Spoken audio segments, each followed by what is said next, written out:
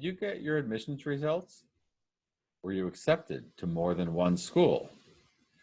Would you like help figuring out which school to pick? I've got what you need. This is College Mentor Chris. I am a journalist and author turned college essay consultant. After working one-on-one with more than 300 students, I'm now offering online college essay workshops. If that might be of interest, you can find information on my website, collegeessaymentor.com. For information about how to decide which college to pick, I'm going to be speaking to Stacy Hernandez, a former admissions director at Johns Hopkins University, who is now a private college consultant at thebestu.net. Stacy, thanks so much for coming to talk to us about how to make a decision about which college to attend. But before we get going, although I provided a brief introduction, I'm sure you can do a much better job. So please talk a bit about your experience in admissions. So I'm Stacy Hernandez, and I own a college admissions consulting company, or we call ourselves college counselors, called The Best U College Admissions Consulting. And U is like the university U, just the letter U. And I started my career in college admissions in 1999 at my alma mater, Northeastern University in Boston.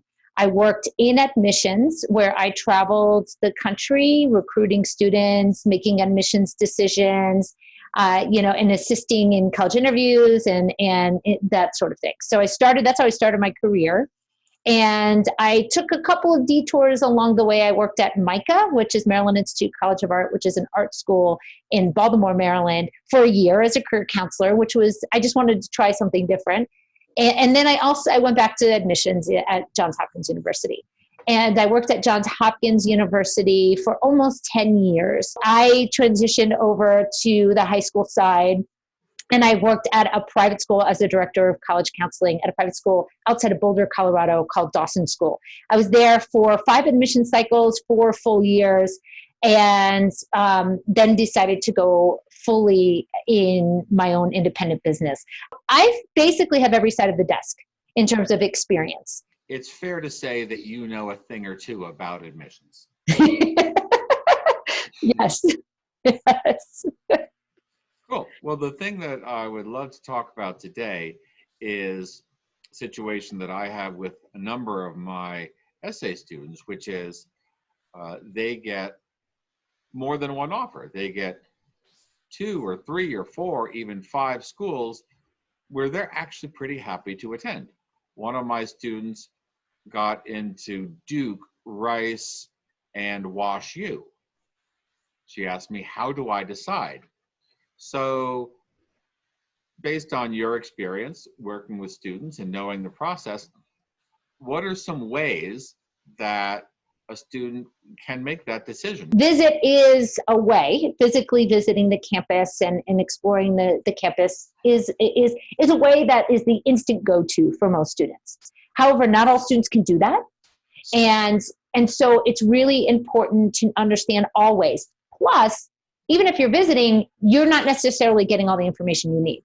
So here are some really important ways to be exploring ways to visit schools, or to understand and to learn more about schools, to understand what's your right choice. The top thing is you're going to college for academics first.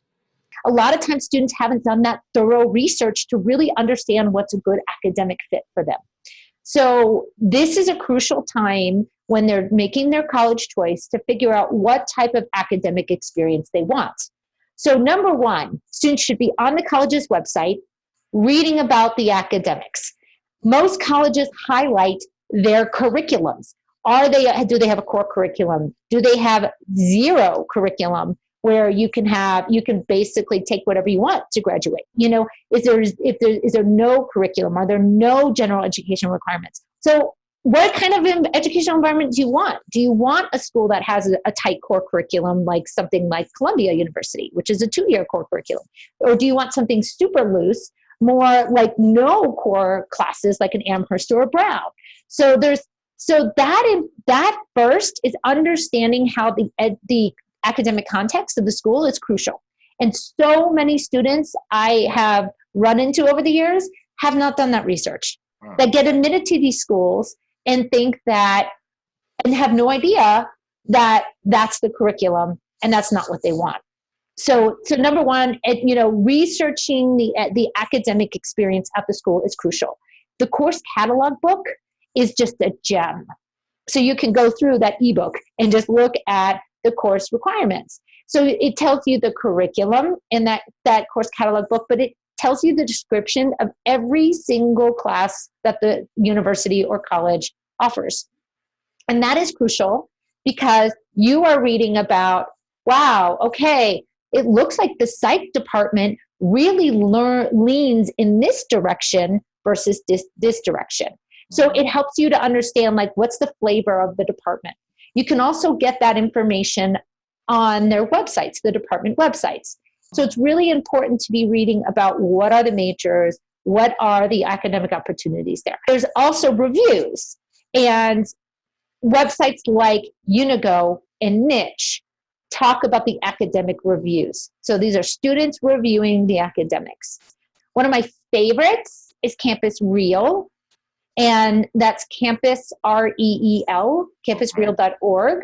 It's a newer website, and it's a newer organization. And basically, it houses videos from current students at the schools, and they just highlight their experiences. So you may be watching a video of a student walking through a dining hall. You may watch a student in their dorm talking about their academic experience. My other thing that you really need to be paying attention to is what kind of social experience you want. And Campus Reel, I think, does a good job of starting to highlight that community and seeing kind of what it would be like to be a student there. And you can get that from Niche and Unigo through written student reviews as well. So Campus Reel, Niche, Unigo, those are some really good ones. Okay. Also, you can contact the admissions office.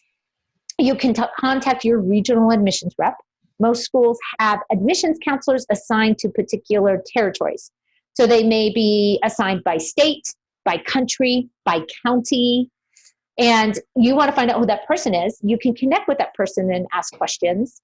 But you can also ask, hey, I'm a student from Westchester County, New York, and I really want to find a student from my area that goes to your school so I can ask some questions. Oh, or okay. I want to find a political science major that I can talk to. Admissions can help connect you to current students so you can start to get those questions answered as well. Their role, especially once you get admitted, is to help you figure out what you need to know in order to make your choice. Colleges are really using social media to reach out to this generation of students. So not only is there an admissions website or admissions social media accounts, there is the university social media accounts. There are the student group social media accounts. Most colleges have admitted student Facebook pages or admitted student Instagram pages or whatever. That's how you find your roommates. Everyone that gets admitted are on those pages because they're trying to connect with people. They're trying to socialize with people. And I will tell you, every student I know that is connected on those admitted student pages feel so much at home with those schools. They have a better sense of, like, okay, this is what that freshman class is going to feel like and look like if I go there. Understanding your fit factors, though. Understanding, and those fit factors are those either those non-essential or those essentials you need, or let's call them the non-negotiables you want in a school. For example, like I had some non-negotiables. I wanted a city, I wanted a bigger size, I wanted certain departments, I wanted certain, experiences. Those were my non-negotiables. Some students have very direct non-negotiables that are their college fit factors. I want to play soccer in college. I want to be in a school that's small. I want to be a liberal arts school. I want to be a this. There could be all different fit factors. So understanding what your crucial pieces are in making your choice. We'll say that you are able to visit a campus Mm-hmm. or even go to an admitted student day. Mm-hmm. If you've got a day, what sort of things would you advise someone to be sure that you get answers to? A lot of times at those admitted student days, I love them. I'm a big fan of them because the whole campus is on. And that may not feel as authentic because the whole campus is on and prepared for those admitted students. Mm-hmm. But it means that everyone's available. So if you have an academic focus, going to the departments, meeting with professors or students from those departments are crucial. A lot of times what they do at these accepted student open houses is they'll have either talks by departments. So like you could go to the economics department talk, you can go to the electrical engineering talk, you could go to the engineering tour, you can go to the science building tours, you can go to the business programs tours, that sort of thing. They're on and available for you to answer those questions. So again, I go back to the academic thing first. So that's one thing. A lot of these accepted student open houses have these like student activities fairs, which is so awesome. I love them because everyone is out and they're super excited and they're passionate about their clubs. So you can wander around those student activity fairs to get a sense of what the student body is like and what the clubs are like. Talking to students is crucial, and most of them are going to be 100% honest with you. And the ones that are tour guides, the ones that work through admissions, I still find that they tend to be very honest. Some of them are just trained in a certain way. They tend to be the ones that are excited to be there. Okay, so you're getting a perspective, right? Wandering around the campus and pulling aside students that are not signed up to be tour guides or can be helpful because they're going to tell you a different perspective. They're going to tell you the non-admissions perspective. Depending on your special interests and what's important to you, I would be encouraging you, if you got to go to financial aid, get to that financial aid office. If you are needing some mental health support, get to that counseling office and know everything you need to know about their services. If you have a health condition, make sure you're at that student health center. Things like that. Like it just reflects who you are. Going to the athletic center, and if you love to work out, making sure you know what that's like. What are those hours like? And also some families are really concerned about safety, and making sure that they understand that. One of the things that I encourage female students to look into is how colleges react to the sexual assault piece, because there's been a not necessarily like a rise in sexual assault, but there's been a rise in reporting of sexual assault over especially the last 10 years on college campuses. Mm-hmm. And colleges' reaction to that is what's essential. Some colleges are on it and are educating the communities. Some are not and sweeping it under the rug. There's some other last step. And the last step is really kind of hashing it out and having a brainstorm session with your family, and, message to parents, just really allowing students to have their process. I think a lot of parents are afraid of having the conversation around the financial piece of college. And I think that is something that I see how it hurts students tremendously when you get all those decisions in and the family hasn't had that real conversation about what they can afford, and students become heartbroken because they can't afford that school. I think those have to be in the front end. So, but that is a part of the conversation. Once you get those packages, those financial aid or scholarship packages, once you figure out what the cost of college is going to be at each school, having that final choice too. Maybe you could tell people where to go if they wanted to learn more about you and your work. So I recently designed a course called basically Learn About Colleges Without Visiting, because I wanted students to know, even starting sophomore year, even starting junior year, before investing a lot of money in visiting, you can be researching schools. And for those seniors, maybe that have even visited a campus but need even more information, or the seniors that can't visit and they have to make that choice without visiting. I wanted to just, basically download a ton of information and resources and ways that students can be looking into this. So I designed a course. It's on my website, thebestu.net, U as in the letter U.net. And we work with families one-on-one, and we work in an hourly manner. So we don't do comprehensive packages. We work more kind of strategically with families so they could save time and money. And we also, again, have online courses.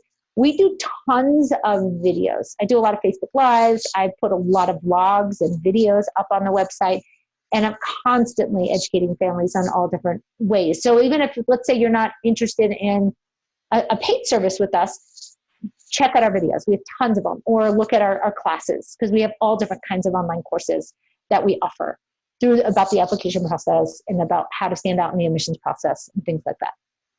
Oh, well, it's kind of you to share stuff, all the stuff you do for free, and of Mhm. course to spend time with me today. So thanks.